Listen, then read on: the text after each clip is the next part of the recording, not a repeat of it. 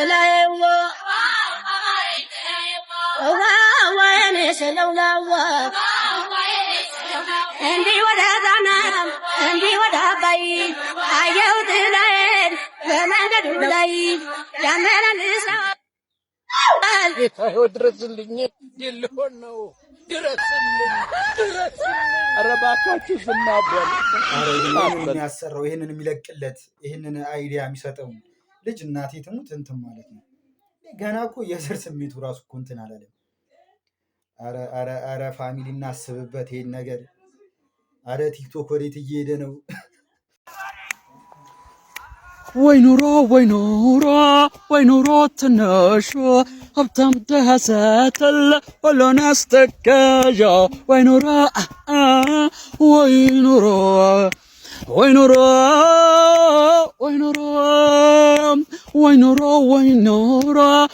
መልከ ብዙ ሲያወጣና ሲያወርድ ብዙ ነው መዘዛ ወይ ኑሮ አራዳ ወጥቼ ሽምብራ ገዝቼ ተመስገን እላለሁ ጠርጥሬ በልቼ አዳርኩላለቶና እንቅልፌን አጥቼ መወራረጃዬን ውሃን ረስቼ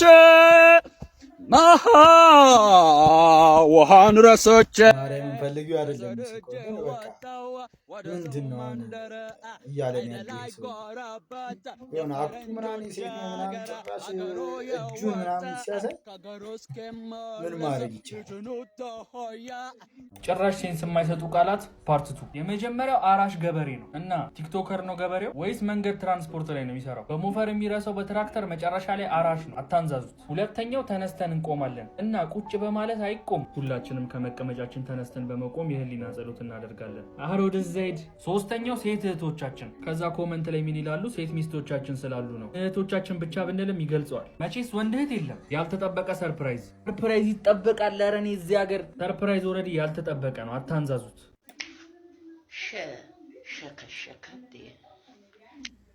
በኢየሱስ ክርስቶስ ስም በስመ አብ ወወልድ ወመንፈስ ቅዱስ አስተግፍሩላህ። እድሜ ከናም ማዘር እድሜ ምን ይባላል? አሁን ምን ይባላል? ሸካሽ ፋሚሊ እቺ ሴትዮውን ግን የኬጂ አስተማሪ ብትሆን ስላችሁታል። ሸከሸከ ለናናለ ይመቻል።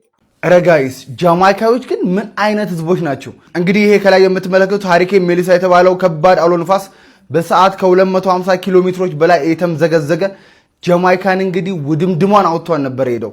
ነገር ግን ህዝቡ ከላይ እንደምትመለከቱት ጭራሽ የመጣውን ችግር መዝናኛ አድርጎታል። እናም እንግዲህ በርካቶች በአውሎ ንፋሱና በጎርፉ ቪዲዮ እየሰሩ እንግዲህ ፖስት እያደረጉ በርካታ ሚሊዮን ሰዎች የነሱን ቪዲዮ እየተመለከቱላቸው ነው። ግን ምን አይነት ድፍረት ቢኖራቸው ነው በዚህ ልክ ከተፈጥሮ ጋር የሚዳፈሩት? አስቡት። ይሄ ነገር ሌላ ዓለም ላይ ተፈጥሮ ቢሆን ኖሮ ሰው ምን ያህል ሊፈራ እንደሚችል።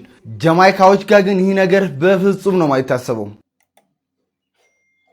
አሽሻቸውን ይጦዛሉ። በቃ ማንን ይሰማሉ? ጭራሽ የዛሬ ቪዲዮ ይህንን ይመስል ነበረ። በሌላ ቪዲዮ እንገናኛለን። ላይክ፣ ሼር፣ ሰብስክራይብ በማድረግ እንዳይረሳ።